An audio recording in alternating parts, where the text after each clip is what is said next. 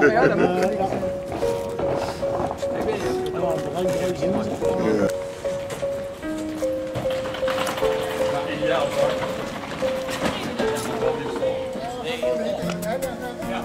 Dat is wel heel motten.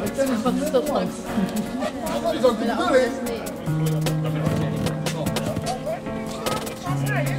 Dat is mooi.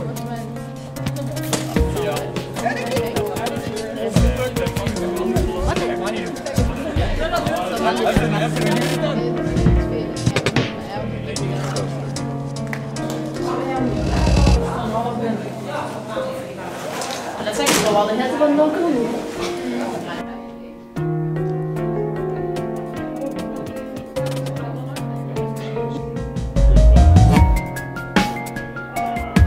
Dank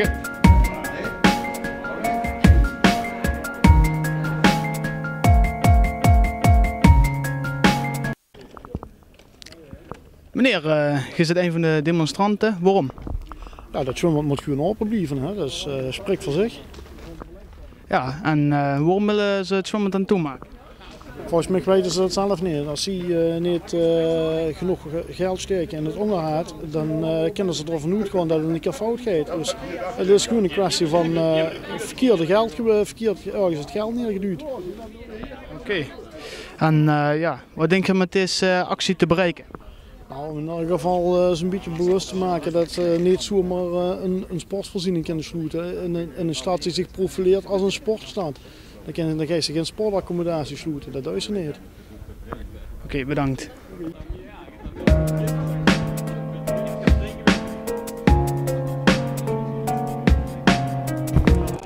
Ga je doen met aan deze demonstratie omdat? Ik ben van de Tegense Reddingsbrigade en we hebben het baard hard nodig om kinderen te leren iemand anders te redden. Ja, en ja, wat vind je ervan dat ze het zwembad willen sluiten? Ja, ik vind het niet echt verstandig. Het zwembad in Blierik zit behoorlijk vol. Als we dan nog allemaal been moeten schuiven, dan weet ik niet of we dan 's nachts tussen 3 en 4 moeten gaan zwemmen of zo. Maar volgens mij past dat niet. Oké, en wat denk je te bereiken met deze demonstratie?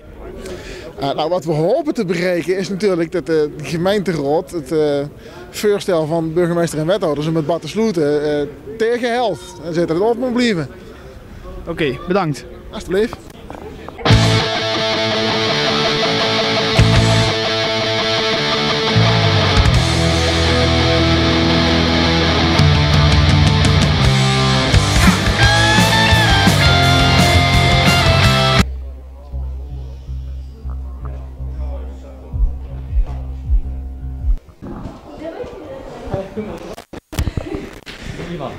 Meneer, dat is toch wel zwaar, hè, zo met... Ja, zeker zwaar. Waarom gaat je dan niet met de lift? Die was vol door de... Ah.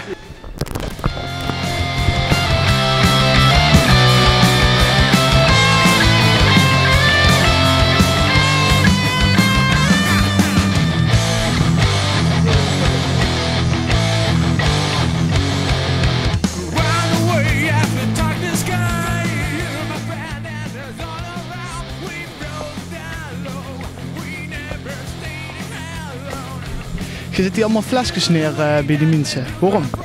Omdat dit de laatste actie is die we proberen om het zwembad tegen het Nieuwstijl toch nog open te houden. Dit is een poging om de mensen zover te krijgen tot ze het zwembad openlaten. Nou, dan hoop ik dat het lukt. Dank u wel. Nou, je hebt meegedaan aan deze handtekening, aan deze actie. Waarom? Waarom? Omdat we een aantal uren in het zwembad hebben. En die hebben we als vereniging heel wel nodig. En dat is, ja, is heel belangrijk voor ons. En waarom heb je deze dan opgezet? Deze actie, of welke bedoel je? Ja, deze actie. Deze actie om het feit dat mensen even bewust weren. Ik weet dat het laatste moment is, maar het gaat er ons een beetje om dat mensen er doorlopen.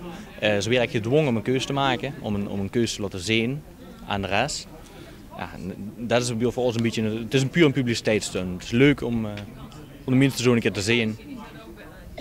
Ja, maar ja, want ze willen het zwemmen sluiten, maar dan kwamen ze zelf toch ook laat met. Dus eigenlijk zit je vroeg. Ja, we hebben het vervroegd gehoord eigenlijk. Door het badpersoneel is het uitgelekt.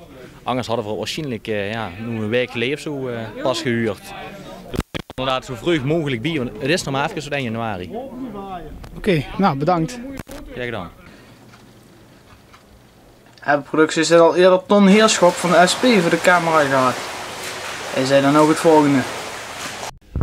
Ton, wat vindt u ervan dat dit zwembad moet gaan sluiten? Ja, dat is natuurlijk een drama op kleine schaal hier in deze gemeenschap. We hebben heel veel mensen die gebruik maken van dit zwembad. En het is gewoon zonde als dit zwembad weg zou vallen. En de handtekenactie wat jullie hebben opgezet, loopt die hartstikke goed of loopt die gewoon goed? Die loopt hartstikke goed. Ja, we zijn er heel erg blij mee. We hebben heel veel handtekeningen opgehaald. We zijn over de 8000 handtekeningen heen. Zo, dat is best wel veel hè? Dat is heel veel, ja. En dat geeft ook aan hoe betrokken de mensen zijn bij dit zwembad. Inderdaad, ik heb zelf ook mijn handtekening gezet natuurlijk, want ja, het zwembad dat moet gewoon natuurlijk niet dicht, dat moet open blijven. Ja, absoluut. Dit zwembad voorziet echt in een voorziening niet alleen voor Tegelen en Stijl, maar ook voor Bezel en Reuver. In de winter is het wat lastig zwemmen in het zwembad Reuver, want dat is een openluchtbad, dus komen de mensen hier naartoe. En ja, 66.000 bezoekers per jaar, dat zegt genoeg.